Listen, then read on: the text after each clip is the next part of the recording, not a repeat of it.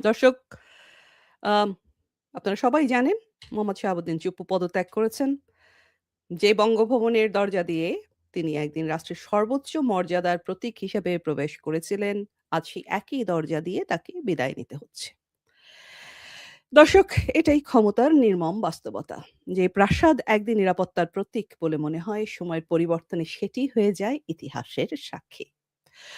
দর্শক, ১ম এ একটি বিষয় বুঝতে হবে আ বিস্তারিত আলোচনার আগে, যে বাংলাদেশের রাষ্ট্রপতির পদটিকে অনেকেই কেবল একটা আনুষ্ঠানিক পদ বলে মনে করেন। এটা কিন্তু দর্শক সঠিক নয়। বাস্তবে এটি দেশের অন্যতম গুরুত্বপূর্ণ একটি সাংবিধানিক প্রতিষ্ঠান। রাষ্ট্রপতি রাষ্ট্রের সাংবিধানিক প্রধান এবং সশস্ত্র বাহিনীর সর্বাধিনায়ক দর্শক। সাধারণ অবস্থায় তিনি প্রধানমন্ত্রীর পরামর্শ অনুযায়ী দায়িত্ব পালন করেন, কিন্তু রাজনৈতিক সংকট, সরকার পরিবর্তন, সংসদ ভেঙে যাওয়া বা সাংবিধানিক অচলাবস্থার মতো পরিস্থিতিতে রাষ্ট্রপতির ভূমিকা কিন্তু অত্যন্ত গুরুত্বপূর্ণ হয়ে ওঠে দর্শক। ২০২৪ সালের রাজনৈতিক সংকটের সময় এই বাস্তবতা খুব অনেক স্পষ্টভাবে আমাদের সামনে এসেছিল। সেই সময় আমরা পুরো দেশের মানুষই আমরা দেখেছি যে রাষ্ট্রপতির ভূমিকাটি কতখানি গুরুত্বপূর্ণ হয়ে উঠতে পারে। তো দর্শক, একটু মনে করিয়ে দেই, ২০২৩ সালের ২৪শে এপ্রিল আওয়ামী লীগের মনোনয়নে মোহাম্মদ শাহাবুদ্দিন চুপ্পু রাষ্ট্রপতি হিসেবে শপথ গ্রহণ করেন। এর আগে তিনি ছাত্রলীগ ও আওয়ামী লীগের রাজনীতির সঙ্গে যুক্ত ছিলেন। বিচারক হিসেবে দায়িত্ব পালন করেন এবং পরে দুর্নীতি দমন কমিশনের কমিশনারও হন। তার রাজনৈতিক অতীতের কারণে শুরু থেকেই প্রশ্ন ছিল, অন্তত অন্তর্বর্তী সরকারের সময় এটা আমরা আরো অনেকভাবে সামনে আসতে দেখেছি, যে তিনি আসলে পতি হিসাবে কতটা নিরপেক্ষ থাকতে পারবেন। তো দর্শক, একটু পেছনে ফিরে যদি তাকাই, আম ৫ই অগস্ট ২০২৪ সালে শেখ হাসিনার সরকারের পতনের পর রাষ্ট্রপতি মোহাম্মদ শাহাবুদ্দিন জাতির উদ্দেশ্যে একটি ভাষণে বলেন যে, আপনাদের হয়তো মনে আছে এই ঘটনাটি, যে একেবারে ৫ই আগস্টের পরপরই উনি জাতির উদ্দেশ্যে ভাষণে বলেন, "প্রধানমন্ত্রী শেখ হাসিনা রাষ্ট্রপতির কাছে পদত্যাগপত্র জমা দিয়েছেন এবং আমি তা গ্রহণ করেছি।" কিন্তু কয়েক মাস পরেই একটি সাক্ষাৎকারে আমরা দেখলাম তিনি বলছেন, "আমার কাছে শেখ হাসিনার পদত্যাগপত্রের কোনো দালিলিক প্রমাণ বা অফিসিয়াল কপি নেই।" তো এই ঘটনার পরে আপনাদের মনে আছে যে একটা বড় ধরনের এই যে এনসিপি টাইপের, এই যে এনসিপি জামাতের জঙ্গিগুলো যারা আছে, তারা ঢাকা বিশ্ববিদ্যালয় সহ বিভিন্ন স্থানে রাষ্ট্রপতির পদত্যাগের দাবিতে আন্দোলন শুরু করে দিল। তারা বঙ্গভবনের সামনে গিয়ে অবস্থানও নিল দফায়, দফায় বিভিন্ন সময় সেগুলো আমরা দেখেছি, যে তো রাষ্ট্রপতি আজ যাচ্ছেন তো কাল যাচ্ছেন, এরকম একটা সিচুয়েশন কিন্তু দাঁড়িয়ে গেল সেই সময়টা, আপনাদের মনে আছে। তখন বঙ্গভবন থেকে বিবৃতি দিয়ে বলা হয় যে, মীমাংসিত বিষয়ে নতুন করে বিতর্ক সৃষ্টি না করার আহ্বান জানাই সবাইকে। এই টাইপের কথাবার্তা বলে পরিস্থিতি মোটামুটি সামলানোর চেষ্টা করা হয়। কিন্তু সেই সময়ে পরিস্থিতি এতটাই খারাপ হয়েছিল একটা পর্যায়ে গিয়ে, যে আমাদের মনে হচ্ছিল যে রাষ্ট্রপতি বোধহয় আর টিকবেন না। তিনি হয়তো কোনোভাবে মানে বিদায় হতেই হবে, এবং সেই সময় কিন্তু বিএনপি তখন তাকে বিদায় করার ব্যাপারে, অন্তত মববাজি করে বিদায় করার ব্যাপারে, যাতে সেইরকম একটা পরিস্থিতির মুখোমুখি হতে না হয়, সেইজন্য বিএনপি কিন্তু তার আ এক রকমের, আমি বলব যে এক ধরনের পক্ষেই অবস্থান নিয়েছিল। তো যাই হোক, ২০২৫ সালের ডিসেম্বর মাসে রয়টার্সকে দেওয়া একটা সাক্ষাৎকারে রাষ্ট্রপতি জানান যে তিনি সংসদ নির্বাচনের পর পদত্যাগ করার কথা ভেবেছিলেন। মানে বিএনপি সরকার ক্ষমতায় আসার পর তিনি পদত্যাগ করার কথা ভেবেছিলেন। সেই প্রতিবেদনে তিনি আরো বলেন যে তিনি অন্তর্বর্তীকালীন সরকারের সময় নিজেকে অপমানিত অনুভব করেছিলেন, এবং তিনি আরো বলেন যে অন্তর্বর্তী সরকারের প্রধান উপদেষ্টা মানে ইউনূস দীর্ঘ সময় তার সঙ্গে সাক্ষাৎ করেননি। রাষ্ট্রপতির প্রেস বিভাগ সরিয়ে নেওয়া হয়েছিল এবং বিদেশের বিভিন্ন মিশন থেকে রাষ্ট্রপতির প্রতিকৃতি সরিয়ে ফেলা হয়েছিল। মানে যতভাবে উনাকে অপদস্থ করা সম্ভব, অপমান করা সম্ভব, তার সবই মা ইউনূস সরকার করেছিল। কোনটাই করতে বাদ রাখেনি। এখন বিএনপি যখন ক্ষমতায় এলো, তখন ধরে একটা আলোচনা আবার আসলো যে এই রাষ্ট্রপতি কি থাকবেন কিনা তার পদে। কিন্তু দেখা গেল যে বিএনপি সরকার গঠিত হলেও মোহাম্মদ শাহাবুদ্দিন যে রাষ্ট্রপতি হিসেবে থেকে গেলেন। তো তখন এক সাক্ষাৎকারে তিনি বললেন যে, "সপ্তাহখানেক ধরে বেশ ভালো আছি" এবং সেই সাক্ষাৎকারে তিনি আরো বলেন যে কঠিন সময়ে বিএনপির শীর্ষ নেতৃত্ব তার মানে তারেক জিয়া সহ শীর্ষ নেতৃত্বরা তার পাশে ছিল এবং বিএনপির ভারপ্রাপ্ত চেয়ারম্যান তারেক রহমানকে তার নাকি খুবই আন্তরিকতাপূর্ণ মানুষ হিসেবে বলে আন্তরিকতাপূর্ণ মানুষ বলে মনে হয়। তো শুধু এখানেই নয়, মানে এই যে এক ধরনের চরম ধরনের একটা কি বলবো আমি মানে হৃদ্যতা এবং একদম কমপ্লিট ইউ টার্ন যেটা আমরা দেখলাম শাহাবুদ্দিন চুপ্পু সাহেবের সেটা মানে আরো কিছু উদাহরণ দেই। তো সংসদের ১ম অধিবেশনটাতে যখন উনার ভাষণ দেওয়ার সুযোগ এলো তখন শাহাবুদ্দিন চুপ্পু সাহেব বললেন, "দীর্ঘ ফ্যাসিবাদী শাসনের অবসানের পর নির্বাচিত প্রতিনিধিদের নিয়ে এই সংসদের যাত্রা শুরু হয়েছে।" অর্থাৎ তিনি শেখ হাসিনার যেই শেখ হাসিনা উনাকে রাষ্ট্রপতি হিসেবে নিয়োগ দিয়েছিলেন, সেই শেখ হাসিনার আওয়ামী লীগের শাসনামলকে তিনি ফ্যাসিবাদী শাসন বলছেন। শুধু তাই নয়, তিনি জিয়াউর রহমানকে স্বাধীনতার ঘোষক হিসেবে উল্লেখ করেন এবং বিএনপি সরকারের বিভিন্ন উদ্যোগের প্রশংসা করেন। একই সময় বিরোধী দলের সংসদ সদস্যরা তখন কিন্তু উনার এই যে এত সব মন ভোলানোর কথাতেও কিন্তু বাকিরা কেউ খুশি হয়নি। আম ওই এনসিপি জামাতের জঙ্গিগুলো এক ধরনের সব মানে সংসদের মধ্যে নজিরবিহীন অসভ্যতা করে বিভিন্ন ধরনের প্ল্যাকার্ড প্রদর্শন করে এবং বিভিন্ন ধরনের আজে-বাজে স্লোগান দেয় এবং এক পর্যায়ে শুধু তাই না, একেবারে দলে বলে ওয়াক আউটও করে। ঠিক আছে? তো এত সমস্ত কাহিনী ঘটনার পর আ তিনি গতকালকে আমরা দেখলাম যে উনি পদত্যাগ অবশেষে করলেন। এবং পদত্যাগপত্র মানে এটা নিয়ে বেশ কয়েকদিন ধরে জল্পনা-কল্পনা চলছিল যে উনি পদত্যাগ করবেন। তো করানো হবে। এরকম কথা শোনা যাচ্ছিল। তবে শেষ পর্যন্ত তিনি সত্যি পদত্যাগ করলেন সকল জল্পনা-কল্পনার অবসান ঘটিয়ে। তো পদত্যাগপত্রে তিনি কারণ হিসেবে কি লিখেছেন? তিনি লিখেছেন, "আমি গুরুতর অসুস্থ। অটোনমিক নিউরোপ্যাথি নামের রোগ শনাক্ত হয়েছে। শারীরিক ও মানসিক অসামর্থ্যতার কারণে রাষ্ট্রপতির মতো গুরুত্বপূর্ণ সাংবিধানিক পদের দায়িত্ব পালন করা আমার পক্ষে সম্ভব হচ্ছে না।" তিনি নাকি প্রায় অচেতন-টচেতনও হয়ে যান। এগুলো কথা উনি লিখেছেন। ভেরি স্ট্রেঞ্জ উনার যে এই অবস্থা, অচেতন হয়ে যান, অটোনমিক নিউরোপ্যাথি হোয়াটএভার এই সমস্ত বিষয়গুলো কিন্তু এতদিন উনি বলেননি যে বিভিন্ন সাক্ষাৎকারটার সাথে উনি বাকবাকম করেছেন, অনেক কথা বলেছেন। তারেক জিয়াকে প্রশংসায় ভাসিয়েছেন কিন্তু তিনি যে শারীরিকভাবে অক্ষম এই দায়িত্ব পালন করতে এই ধরনের কথা কিন্তু এই যে হঠাৎ এলো। একই সঙ্গে তিনি আরো দাবি করেন, "আমার সুদৃঢ় ও ইতিবাচক ভূমিকার কারণে দেশে কোনো সাংবিধানিক বিপর্যয় ঘটেনি।" তাহলে প্রশ্নটা আসলো এই যে আমরা তো গত ২ বছরে বা পার্টিকুলারলি বিএনপি ক্ষমতায় আসার পর থেকে তো আমরা দেখছিলাম যে ভালোই হৃদ্যতাপূর্ণ সম্পর্ক। তো সবকিছু তো ভালোই চলছিল।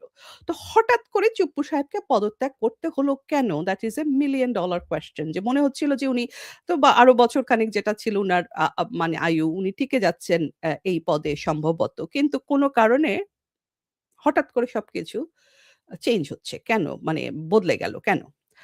তো দর্শক খেয়াল করুন এই রাষ্ট্রপতি চুপ্পু সাহেবের পদত্যাগের বিষয়টা এমন একটা সময় এলো, কোন সময়টা এলো? এখন এই পদত্যাগের আগে টক অফ দ্যা টাউন কি ছিল? শেখ হাসিনার প্রত্যাবর্তন, তাই না? মানে এমন একটা সময় এই জিনিসটা পাকিয়ে উঠল যখন শেখ হাসিনা প্রকাশ্যে ঘোষণা করলেন যে তিনি বাংলাদেশে ফিরে আদালতে আত্মসমর্পণ করবেন। আম এখন রয়টার্স এক প্রতিবেদনে বলছে যে এই ঘোষণার পরপরই নাকি রাষ্ট্রপতির উপর রাজনৈতিক চাপ আরো বেড়ে গেছে। তো মানে বর্তমান সরকার, বিএনপি সরকার রাজনৈতিকভাবে এমন একটি পরিস্থিতি নাকি চায়নি যেখানে শেখ হাসিনার প্রত্যাবর্তনের সময় তার মনোনীত রাষ্ট্রপতি এখনো দায়িত্বে থাকবেন। দর্শক চিন্তা করুন। পৃথিবীর ইতিহাসে বোধহয় এরকম কোথাও আমরা দেখিনি যে যার দল নিষিদ্ধ করে দেওয়া হয়েছে, উম নজিরবিহীন নিপীড়ন করা হচ্ছে তার দলের ওপর, নেতাকর্মীদের ওপর।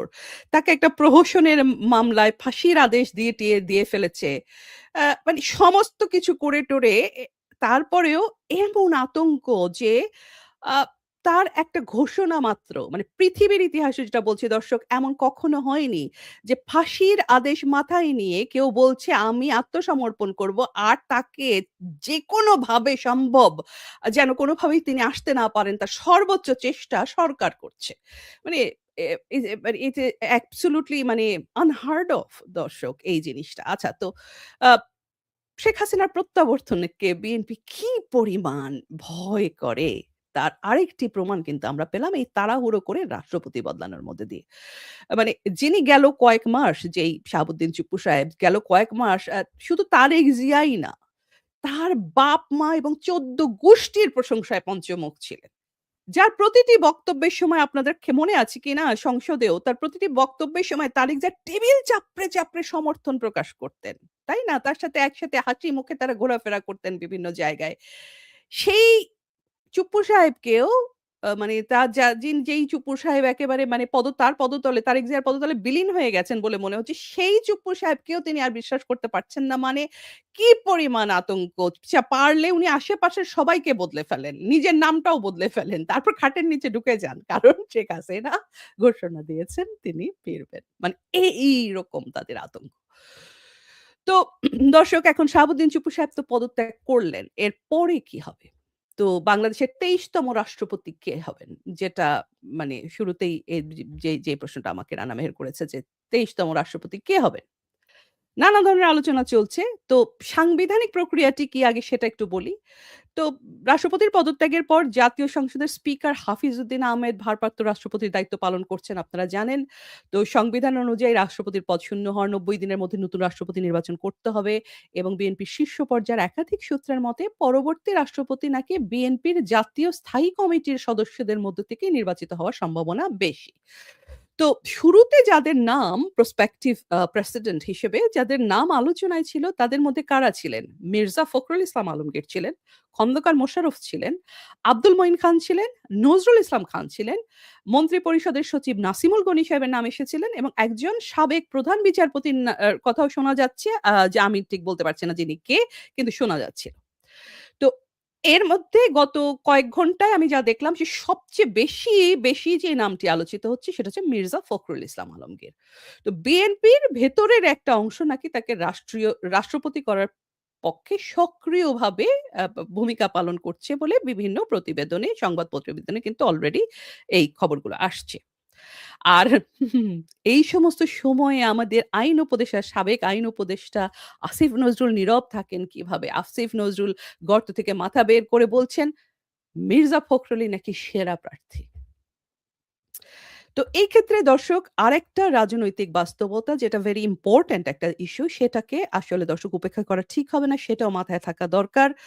আম আপনারা জানেন যে বর্তমান পররাষ্ট্রনীতি মানে ভারতের সাথে সম্পর্ক, বাংলাদেশের এবং আমেরিকার সাথে সম্পর্ক, বিশেষ করে ডিপ স্টেট এর যে চাপ, এবং আপনারা মনে রাখবেন যে আ উম আ সেন্ট মার্টিন তো বটেই, রাখাইন করিডোরের কথা আমাদের কিন্তু ভুলে গেলে চলবে না। যে রাখাইন করিডোর বা মানবিক করিডোর নিয়ে কিন্তু ডিপ স্টেট এর যে পরিকল্পনা সেটা কিন্তু বিভিন্ন সময় প্রকাশ্যে এসেছে। আমরা আমাদের অনুষ্ঠানেও বিস্তারিত আপনাদের এই চক্রান্তটির কথা আপনাদেরকে জানিয়েছি। তো আমরা জানি যে খলিলুর রহমান, যিনি ফেব্রুয়ারি থেকে বাংলাদেশের পররাষ্ট্রমন্ত্রী হিসেবে দায়িত্ব পালন করেছেন, তিনি জাতিসংঘের সাধারণ পরিষদের ৮১ তম অধিবেশনের সভাপতি হিসেবেও দায়িত্ব পালন করবেন। সেই খলিলুর রহমান কিন্তু এই করিডোরের পক্ষে আছেন আ বলে শোনা যায় এবং ডিপ স্টেট এর উনি পছন্দের মানুষ এরকমও শুনেছি আমরা। সত্য মিথ্যা জানি না। আ এবং কিন্তু আমরা সেনাপ্রধান জেনারেল ওয়াকারুজ্জামান কিন্তু প্রকাশ্যে এই রাখাইন করিডোরের বিরোধিতা করেছেন, সেটাও আমরা শুনেছি। তিনি কিন্তু এটাকে বাংলাদেশের নিরাপত্তা, সার্বভৌমত্ব, আঞ্চলিক স্থিতিশীলতার জন্য ঝুঁকিপূর্ণ বলে সতর্ক করেছেন।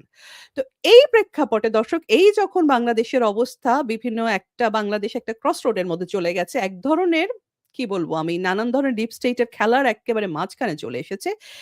এই সময় কিন্তু এবং অন্তর্বর্তী সরকারের সময় আমরা দেখেছি যে এক ধরনের সেনাবাহিনীর সাথে যে আ বা ডক্টর মোহাম্মদ ইউনূসের এক ধরনের অস্বস্তিকর সম্পর্ক ছিল। সেইটা এখন কি অবস্থায় আছে বিএনপি সরকারের সাথে সম্পর্ক, এবং সেই ক্ষেত্রে কিন্তু রাষ্ট্রপতির পদটা অনেক বেশি গুরুত্বপূর্ণ হয়ে ওঠে এই পার্টিকুলার প্রেক্ষাপটে। কারণ রাষ্ট্রপতি সংবিধান অনুযায়ী সশস্ত্র বাহিনীর সর্বাধিনায়ক তো দর্শক। তো যদিও দৈনন্দিন শাসন ক্ষমতা প্রধানমন্ত্রীর হাতে থাকে, তবুও জাতীয় নিরাপত্তা, সামরিক নেতৃত্ব এবং সাংবিধানিক ভারসাম্যের প্রশ্নে রাষ্ট্রপতির পদ প্রতীকী এবং প্রাতিষ্ঠানিক গুরুত্ব কিন্তু বহন করে দর্শক। সো এমন সময় সরকার এমন একজন রাষ্ট্রপতি বিএনপি সম্ভবত চাইবে, যার প্রতি বিএনপির এক ধরনের আস্থা থাকবে। তো সেই ক্ষেত্রে প্রধানের সাথে এই রাষ্ট্রপতির সম্পর্ক কেমন হবে, কিংবা নতুন কারো মাধ্যমে রাখাইন করিডোরের পরিকল্পনা আরো এগিয়ে যাবে কিনা সেটাও কিন্তু দর্শক একটা দেখবার বিষয়। তো আরেকটা জরুরি বিষয় হচ্ছে এটা যে মোহাম্মদ শাহাবুদ্দিনকে রাষ্ট্রপতির পদ থেকে পদত্যাগ করার পর আ তার কি হবে? কারণ অলরেডি তাকে গ্রেপ্তার এবং বিচারের আওতায় আনার দাবি কিন্তু তুলেছে এনসিপি এবং জামাতে ইসলাম সহ খেলাফত মজলিস সহ বিভিন্ন রাজনৈতিক দল। তো এনসিপি রাষ্ট্রপতি পদত্যাগের পরপরই তার গ্রেপ্তার এবং নিরপেক্ষ তদন্তের দাবি জানিয়েছে। মামুনুল হক মানে ওই যে খেলাফত মজলিসের ওই যে বিতর্কিত ভদ্রলোক মামুনুল হক। আ তাকে তিনি বলেছেন যে রাষ্ট্রপতিকে দ্রুত গ্রেপ্তার এবং বিচার করতে হবে। নাহিদ ইসলাম বলে ছেলেটি সে দাবি করেছে যে পদত্যাগ করলেই দায় শেষ হয় না। গণঅভ্যুত্থান দমন ও দুর্নীতির অভিযোগে তাকে বিচারের মুখোমুখি করতে হবে। আর জামায়াতের আমির ডক্টর শফিকুর রহমান বলেন যে যদি নির্ভরযোগ্য প্রমাণ পাওয়া যায় তবে কেউই নাকি আইনের ঊর্ধ্বে নয়। তাহলে এটা কি সম্ভাবনা একটা আছে যে রাষ্ট্রপতি শাহাবুদ্দিন চুপ্পু এই যে পদত্যাগ করলেন তারপরে তার কোনো এক ধরনের বিচার হতে পারে। তো এই ব্যাপারে আইন কি বলে? তো খুব সহজ ভাষায় আপনাদেরকে বলি বরাবরকার মতো যতটুকু সম্ভব আমার পক্ষে। সংবিধানের ৫১ অনুচ্ছেদ ১ ধারা অনুযায়ী রাষ্ট্রপতি দায়িত্ব পালনকালে বা রাষ্ট্রপতির দায়িত্ব পালনের অংশ হিসেবে নেওয়া সিদ্ধান্তের জন্য তিনি আদালতে জবাবদিহি করতে বাধ্য নন। এটা কিন্তু মানে সংবিধান তো আমাদের সর্বোচ্চ আইন। এটা কিন্তু সাংবিধানিক একটা প্রভিশন। যে রাষ্ট্রপতি দায়িত্ব পালনকালে বা তার দায়িত্ব পালনের অংশ হিসেবে নেওয়া সিদ্ধান্তের জন্য তিনি আদালতে জবাবদিহি করতে বাধ্য নন। ৫১ এর ২ ধারা অনুযায়ী রাষ্ট্রপতির দায়িত্ব থাকা অবস্থায় তাঁর বিরুদ্ধে ফৌজদারি মামলা করা, গ্রেপ্তার করা বা আদালতের মাধ্যমে পরোয়ানা জারি করা যায় না। তো উনার এক ধরনের প্রোটেকশন আছে। তবে কেউ বলছেন যে এই দায়মুক্তি যে দায়মুক্তিটা আছে সাংবিধানিক দায়মুক্তি সেটা কেবল রাষ্ট্রপতি পদে থাকা পর্যন্তই প্রযোজ্য। তিনি পদত্যাগ বা পদচ্যুত হওয়ার পর সেই সাংবিধানিক সুরক্ষা আর থাকবে কি থাকবে না সেটা কিন্তু একটা প্রশ্ন। তো রাষ্ট্রপতি থাকাকালীন সময় উনি যে সিদ্ধান্তগুলো নিয়েছিলেন তার বিচার কি হতে পারে? তো এইটার তো আমরা সাংবিধানিক পজিশনটা ব্যাখ্যা করলাম। এটা খুবই জটিল এবং আদালতের ব্যাখ্যার বিষয় দর্শক। তবে উনি রাষ্ট্রপতি হওয়ার আগে তার যদি তার কর্মকাণ্ড এবং রাষ্ট্রপতি পদত্যাগ করার পরে তার যদি কোনো বিতর্কিত কর্মকাণ্ড থাকে তাহলে সেটা নিয়ে তো আইনগত ব্যবস্থা নেওয়ার সুযোগ রয়েছে বলে আ আইনজ্ঞরা কিন্তু মনে করেন দর্শক। তো সরকারের অবস্থানটা কি? সরকার কি মনে হয় যে শাহাবুদ্দিন চুপ্পু সাহেবের বিচার করবেন? সরকারি সূত্রগুলো দাবি করছে যে বিএনপি সরকারের অনুরোধেই যেহেতু তিনি পদত্যাগ করেছেন, ফলে বিএনপি আপাতত তার অতীত নিয়ে কোনো আইনি পদক্ষেপে আগ্রহী নাও হতে পারে। তবে যদি ভবিষ্যতে তিনি শেখ হাসিনা বা আওয়ামী লীগের সঙ্গে আ কোনো রাজনৈতিক যোগাযোগ রাখেন বা সরকার বিরোধী কোনো কর্মকাণ্ডে জড়ান তাহলে পরিস্থিতি কি হবে সেটা কিছুই বলা যাচ্ছে না। তো আইনমন্ত্রী এ বিষয়ে একটি মন্তব্য করেছে। উনি বলেছেন, "ইট ইস টু আর্লি" এখনই সরকার কোনো সিদ্ধান্ত এই বিষয়ে নিতে প্রস্তুত নয়। তো দর্শক এবার আপনাদের সাথে আমার ভাবনাটা এই যে শাহাবুদ্দিন চুপ্পু সাহেবের এই যে ভূমিকা গত ২ বছরে আমি দেখলাম, সেটা নিয়ে আমার কি ভাবনা এবং উনি তো এখন চলে গেছেন। তো আমার ভাবনাটা একটু শেয়ার করি আপনাদের সাথে। দর্শক গত ২ বছরে আমরা দেখলাম শেখ হাসিনার আমলে সীমাহীন সুযোগ সুবিধা ভোগ করা এই রাষ্ট্রপতি সংসদে নিজের বক্তব্যে বললেন, দীর্ঘ ফ্যাসিবাদী শাসনের অবসানের পর নির্বাচিত প্রতিনিধিদের নিয়ে নাকি এই সংসদের যাত্রা শুরু হয়েছে। আর সকাল বিকাল জাতির পিতার প্রতি বঙ্গবন্ধু শেখ মুজিবুর রহমানের প্রতি আভূমি নত হতেন যিনি, তিনি তার ভাষণে জিয়াউর রহমানকে বললেন স্বাধীনতার ঘোষক এবং মুক্তিযুদ্ধ সহ বাংলাদেশের সব গণতান্ত্রিক সংগ্রামে নিহত এবং আহতদের তিনি স্মরণ করলেন, জুলাই যোদ্ধাদেরকে স্মরণ করলেন কিন্তু বঙ্গবন্ধুর ব্যাপারে যে বঙ্গবন্ধুর নাম নিতে উনি মুখে ফেনা তুলে ফেলতেন, সেই বঙ্গবন্ধুর ব্যাপারে উনি একটা শব্দ উচ্চারণ করলেন না।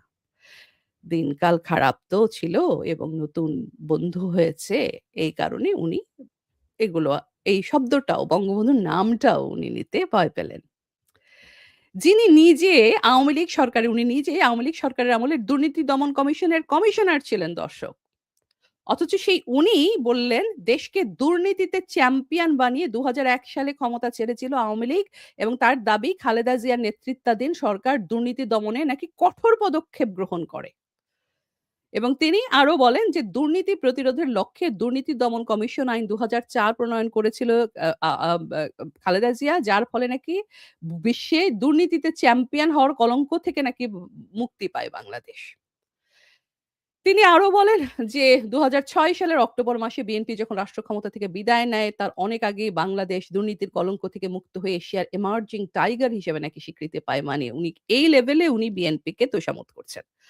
এবং রাষ্ট্রপতির সাম্প্রতিক বিভিন্ন বক্তব্যেও কিন্তু জুলাই আন্দোলনের চেতনা, তথাকথিত জুলাই আন্দোলনের চেতনা বাস্তবায়নের প্রয়োজনীয়তা, জিয়াউর রহমানকে স্বাধীনতার ঘোষক শুধু না, নারী উন্নয়নের ধারক হিসাবে জিয়াউর রহমান এবং সেই পথকে শক্তিশালী করতে খালেদা জিয়ার অবদানের কথা বলছেন উনি। ভাবা যায় দর্শক।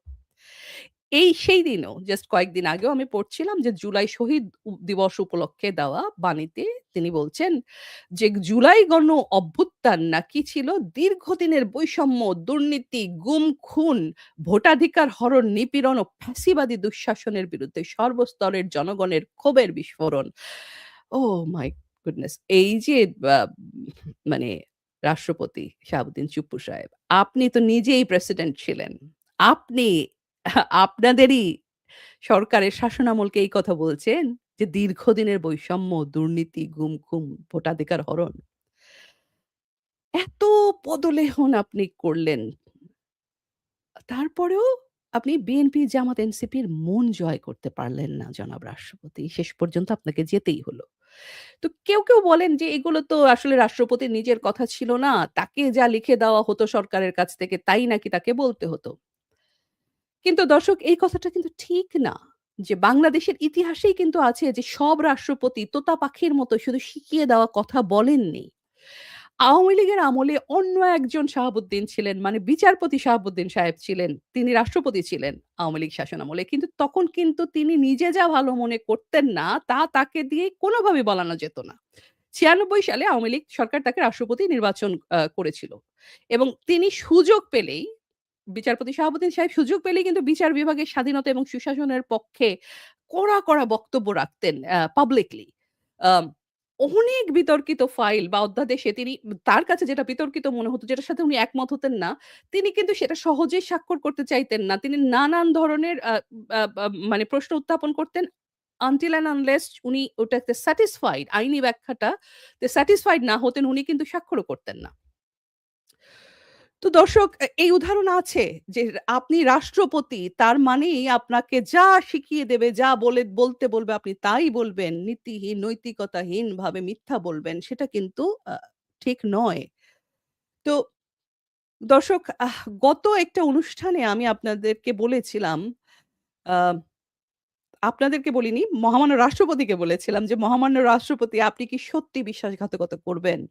যেই শেখ হাসিনা আপনাকে রাষ্ট্রপতি বানিয়েছিলেন, যার প্রশংসায় আপনি পঞ্চমুখ ছিলেন, আজ কি কেবল একটা পদে টিকে থাকার জন্য আপনি তার বিপক্ষে কথা বলবেন?" আমি প্রশ্ন করেছিলাম যে, "এইভাবে কি পার পাওয়া যায়, মহামান্য রাষ্ট্রপতি?" আমি এটাও বলেছিলাম যে, "বাঙালি অনেক অপরাধ ক্ষমা করে কিন্তু মীর জাফরকে ক্ষমা করে না, বিশ্বাসঘাতকতাকে ক্ষমা করে না।"